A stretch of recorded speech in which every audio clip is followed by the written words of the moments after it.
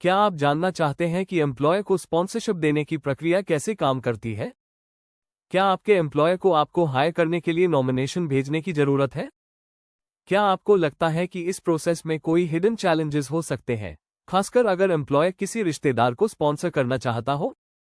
अगर आप भी इस प्रोसेस के बारे में अधिक जानना चाहते हैं और जानना चाहते हैं कि किस तरह से एम्प्लॉयर को सही तरीके से डॉक्यूमेंटेशन और वेरिफिकेशन प्रोसेस को हैंडल करना होता है, तो ये वीडियो आपके लिए है।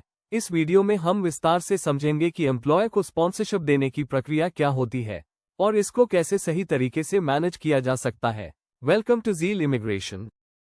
एम्प्लॉयर को स्पॉन्सरशिप देने के लिए एक प्रोसेस होती है। अगर आपका एम्प्लॉयर आपको स्पॉन्सर करने के लिए तैयार है, तो वह आपको नॉमिनेशन के लिए भेजेगा। पहले जो प्रोसेस था, उसमें एम्प्लॉयर को ये प्रूव करना पड़ता था कि पोजीशन जेन्युइन है और किसी को हायर करने की जरूरत है। लेकिन अब ये प्रोसेस ज्यादा स्ट्रीमलाइंड हो गई है। अब एम्प्लॉयर्स को कुछ स्पेसिफिक स्टेप्स और रिक्वायरमेंट्स को फॉलो करना होता है, जिससे इस एंटायर प्रोसेस को और आसान और एफिशिएंट बनाया गया है।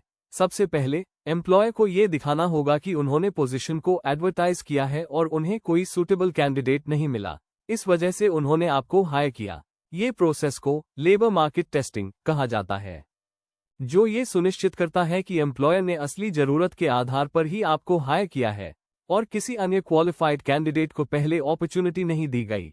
इसका मतलब यह है कि एम्प्लॉयर को प्रूव करना होगा कि मार्केट में किसी और व्यक्ति को हायर करने के लिए पर्याप्त प्रयास किए गए थे, और यदि कोई क्वालिफाइड कैंडिडेट उपलब्ध नहीं था, तो एम्प्लॉयर ने आपको हायर करने का फैसला लिया है। इस टेस्टिंग प्रोसेस के तहत एम्प्लॉयर को यह दिखाना होता है कि उन्होंने पोजीशन को एडवर्टाइजमेंट दिया था और यह साबित करना होता है कि उन्होंने पूरी कोशिश की थी कि उन्होंने किसी क्वालिफाइड ऑस्ट्रेलियन कैंडिडेट को हायर किया हो, लेकिन यह संभव नहीं था। इसके अलावा अगर एम्प्लॉयर को किसी रिश्तेदार को स्पॉन्सरशिप देना है, तो ये प्रोसेस थोड़ा कॉम्प्लेक्स हो सकता है। ये स्ट्रेट फॉरवर्ड नहीं है, क्योंकि इमिग्रेशन अथॉरिटीज ये सुनिश्चित करना चाहती हैं कि कोई भी एम्प्लॉयर केवल अपनी फैमिली मेंबर्स को हायर नहीं कर रहा है, बल्कि पोजीशन पूरी तरह से जेन्युइन है और उसमें जेन्युइन स्किल सेट की जरूरत है।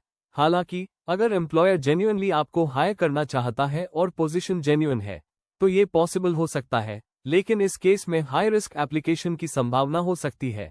इसका मतलब यह है कि एम्प्लॉयर को ये प्रूव करना होगा कि पोजीशन वास्तव में एक लेजिटिमेट जॉब ओपनिंग है और एम्प्लॉयर किसी को सिर्फ अपने फैमिली मेंबर को हायर करने के लिए इसे क्रिएट नहीं कर रहा है। यह एक डेलिकेट प्रोसेस हो सकता है, क्योंकि यदि इमिग्रेशन अथॉरिटीज को ये लगता है कि एम्प्लॉयर ने किसी रिश्तेदार को हायर करने के लिए गलत तरीके से प्रोसेस का उपयोग किया है, तो एप्लीकेशन रिजेक्ट हो सकती है। इसके अलावा ये भी जरूरी है कि एम्प्लॉयर ये दिखाए कि उनका डिसीजन ट्रांसपेरेंट है और उन्होंने हायरिंग प्रोसेस में किसी भी तरह की अनफेयर एडवांटेज का इस्तेमाल नहीं किया।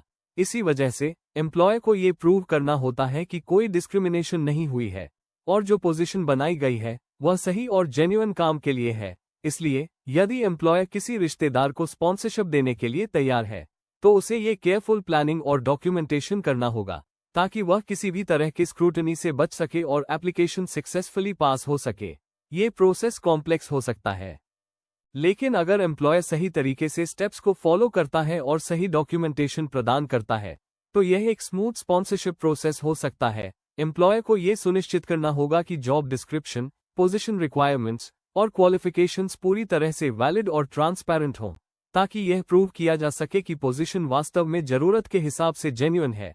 अगर एम्प्लॉयर ने सही तरीके से लेबर मार्केट टेस्टिंग कंप्लीट किया है, तो उसे कोई भी प्रॉब्लम नहीं होगी, लेकिन अगर टेस्टिंग में कोई इश्यूज आते हैं, तो एम्प्लॉयर को इसकी क्लैरिफिकेशन देनी होगी। और अगर एम्प्लॉयर किसी रिश्तेदार को हायर करने की कोशिश करता है, तो उसे एडिशनल स्क्रूटनी का सामना करना पड़ सकता है और उसे प्रूव करना होगा कि वह वास्तव में सिर्फ एक फैमिली मेंबर को हायर नहीं कर रहा है, बल्कि वह एक जेन्युइन पोजीशन की हायरिंग कर रहा है। अल्टीमेटली ये सब डिपेंड करता है एम्प्लॉयर की ट्रांसपेरेंसी और सही तरीके से रूल्स फॉलो करने पर।